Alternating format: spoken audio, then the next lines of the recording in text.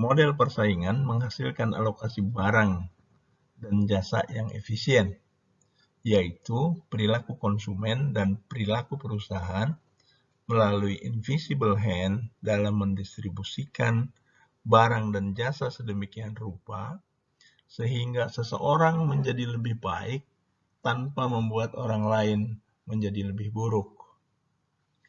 Efisiensi Pareto muncul secara volunteer tanpa membutuhkan kebijakan publik.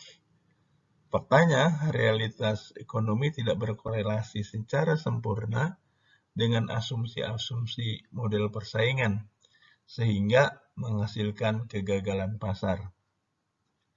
Secara tradisional, ada 4 hal yang membuat pasar gagal dalam mengalokasikan barang dan jasa secara efisien, yaitu adanya barang publik, terjadinya eksternalitas, monopoli secara alamiah, dan informasi yang tidak simetris. Gambar lain ini menggambarkan public goods, externalities, asymmetric information, abuse of market power. Itu yang dimaksudkan tadi dengan terjadinya pelanggaran-pelanggaran sehingga terjadi monopoli secara alamiah. Kenapa pasar tidak dapat mengalokasikan barang publik secara efisien? Barang publik mempunyai 2 sifat, yaitu non-rivalrous in consumption, di mana konsumsi seseorang tidak mengurangi konsumsi orang lain, dan atau non-excludable in use, baik secara fisik ataupun secara legal, seseorang tidak dapat mencegah orang lain untuk menggunakan barang tersebut. Ini terkait dengan hak kepemilikan. Dalam praktek, ada sifat yang ketiga dari barang publik, yaitu non-congestible, tidak penuh sesak, yaitu jika biaya marginal sosial dari konsumsi bernilai 0. Misal, jalan raya yang tidak macet, setiap orang bebas lewat karena tidak mengganggu pengguna yang lain. Contoh lain, penangkapan ikan di hulu tidak mengurangi populasi ikan di hilir, sehingga tidak mengganggu nelayan yang ada di hilir. Ini sifat non-excludability dan atau non-rivalry itu sifat utama dari public goods. Nah, atas dasar itu kemudian ada klasifikasi barang. Jadi ada 4 klasifikasi barang berdasarkan rivalrous dan non-rivalrous, atau rivalry, non-rivalry, excludable, non-excludable.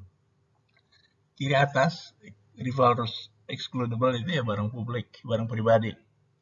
Nah, pasar akan efisien, pasar bersaing sempurna, itu efisien pada barang pribadi. Contoh, baju, sepatu, roti. Ya. Baju itu kalau udah dipakai oleh seseorang, itu tidak bisa dipakai oleh orang lain. Kemudian yang miliki baju itu punya hak untuk mencegah orang lain pakai bajunya. Kemudian yang di kanan atas, yang non-rivalrous, marketable public good, jadi barang-barang publik yang bisa dijual. Ya. Jika harga tidak 0, tidak ada yang, jika harga 0, maka tidak ada yang mau memproduksi. Makanya itu harga itu harus lebih besar dari 0. Contoh jalan, jembatan, taman, danau, itu pasti under production. Kalau tidak ada campur tangan pemerintah. Yang ketiga adalah uncongested. Yang ketiga adalah yang rivalrous dan non-excludable. Itu barang di perairan bebas misalnya. Ikan di perairan umum. Ikan di perairan umum itu barang publik. Ya. Ikan di empang itu barang pribadi. Tapi ketika banjir, itu jadi barang milik umum. Sama tuh kayak kebun durian ya, yang tidak dipagar, ketika duriannya masih menempel di pohon, itu milik yang punya. Tapi ketika duriannya jatuh, orang pada berebut, milik umum. Dan yang keempat, itu barang publik murni. Itu nggak ada orang yang bersedia untuk memproduksinya. Jadi memang ini tugas pemerintah untuk menyediakan barang publik. Contoh lain kita bisa lihat di sini misalnya yang barang publik murni itu national defense, pertahanan keamanan. Kemudian yang common resources itu tadi adalah ikan di perairan bebas. Kemudian yang private good, ice cream, clothing, cable TV itu masuk yang di kanan. Marketable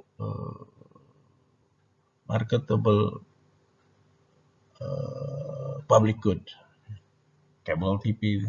Ketika TV itu kan sebenarnya ketika dia disiar, sekali dia disiarkan, semua orang menerima siaran. Tetapi kalau ada cable TV yang dengan alat yang mencegah orang untuk menikmati, ya itu masuk di situ. Kenapa barang publik itu tidak efisien? Karena barang publik itu pada barang publik itu produksinya cuma sedikit, ya, tapi konsumsinya itu melebihi. Jadi sama-sama kalau under production itu ada deadweight loss, di overconsumption juga ada deadweight loss, ada kerugian masyarakat yang hilang yang tak terkompensasikan. Kedua, eksternalitas. Eksternalitas itu adalah dampak baik negatif maupun positif dari tindakan pelaku ekonomi, baik produsen ataupun konsumen, terhadap pelaku ekonomi lain tanpa melalui mekanisme pasar. Karena dia tidak berkaitan, maka tidak melalui mekanisme pasar. Eksternalitas muncul baik karena tindakan produsen ataupun tindakan konsumen. Yang terdampak bisa produsen, bisa juga konsumen. Eksternalitas itu bisa negatif, bisa positif. Negatif, dampak merugikan terhadap pelaku lain. Positif, dampak menguntungkan terhadap perilaku lain.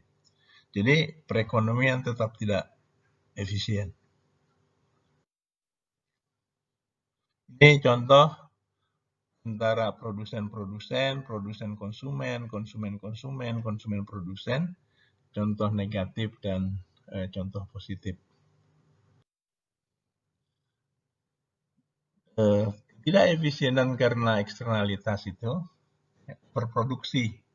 Karena terjadinya eksternalitas negatif, ada overproduksi. Seharusnya QS, ya, tetapi yang diproduksi itu adalah QE. Sehingga ada kelebihan produksi. Sehingga harga terlalu murah. Dan disitulah ada kesejahteraan masyarakat yang hilang. Di sisi lain, pada yang positif eksternalitas itu underproduction. Produksi lebih kecil dari yang seharusnya dibutuhkan. QE itu lebih kecil dari QS. Sehingga tetap ada kesejahteraan masyarakat yang hilang yang tidak bisa dikompensasikan. Gambar lain menjelaskan tentang eksternalitas negatif dan eksternalitas positif. Pada eksternalitas negatif itu marginal social cost lebih tinggi dari marginal private cost. Dan pada eksternalitas positif, marginal social benefit lebih tinggi dari marginal private benefit. Kedua-duanya menghasilkan social surplus yang hilang dan tak tergantikan, deadweight loss. Yang ketiga, monopoli alamiah.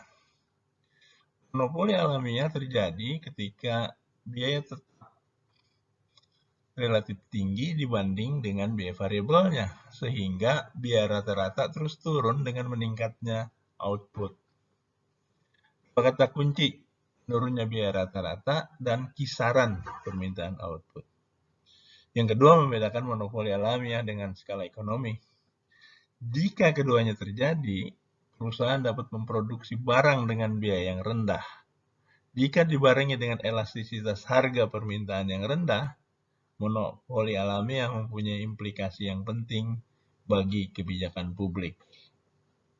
Monopoli menyebabkan tidak efisienan pasar. Kita sudah bahas di pertemuan sebelumnya. Perhatikan diagram ini, surplus sosial yang hilang karena monopoli alamiah. Kalau P0 itu harga efisien, PAC itu harga biaya rata-rata, dan PM adalah harga monopoli, maka ada social surplus yang hilang karena monopoli itu besarnya ABC. Kemudian ada social surplus yang hilang karena biaya rata-rata, itu besarnya segitiga AEF yang warnanya agak gelap merah tua.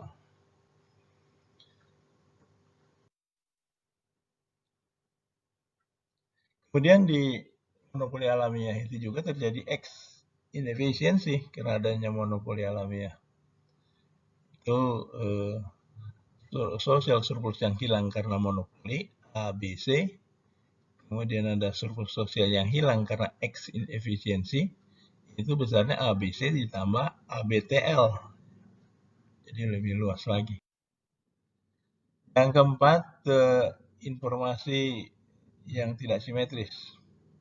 Ada dua hal yang menyebabkan informasi menjadi sumber kegagalan pasar. Pertama, informasi mempunyai sifat barang publik. Konsumsi informasi bersifat non-rivalrous, tetapi tidak jelas apakah excludable atau non-excludable. Kedua, mungkin ada situasi di mana informasi tentang karakteristik barang bervariasi antar orang. Penjual dan pembeli dalam satu transaksi mempunyai informasi yang berbeda tentang barang yang diperjualbelikan. Bedakan dua jenis informasi. Informasi sebagai barang, kasus barang publik, dan informasi tentang atribut barang, kasus informasi yang tidak simetris.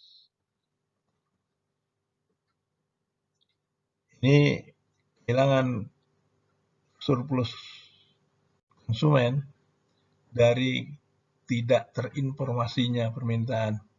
Kalau PO itu harga kurang info, PI itu harga dengan info, QO adalah jumlah transaksi karena kurang info, dan QE adalah jumlah dengan info. Di situ kita lihat ada social surplus yang hilang karena kurang info, besarnya ABC, itu segitiga ABC.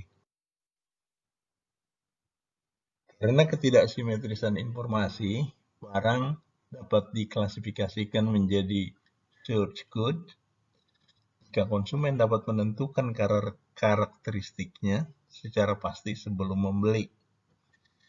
Experience goods jika konsumen dapat menentukan karakteristiknya hanya setelah membeli. Dan post-experience goods jika konsumen dapat menentukan karakteristiknya selama konsumsi. Banyak faktor ketidaksimetrisan informasi yang menjadi penyebab kegagalan pasar dalam mengalokasikan sumber daya secara efisien. Kesimpulan, 4 kegagalan pasar mencerminkan adanya pelanggaran terhadap model persaingan, sehingga membuatnya tidak efisien. Konsep social surplus telah menunjukkan hal itu dengan sangat jelas. Tabel di sebelah kanan ini menunjukkan implikasi efisiensi dari faktor-faktor yang menyebabkan kegagalan pasar. Demikian pertemuan kita kali ini. Kita akan lanjutkan pertemuan berikut dengan membahas tentang kegagalan pemerintah. Terima kasih. Assalamualaikum warahmatullahi wabarakatuh.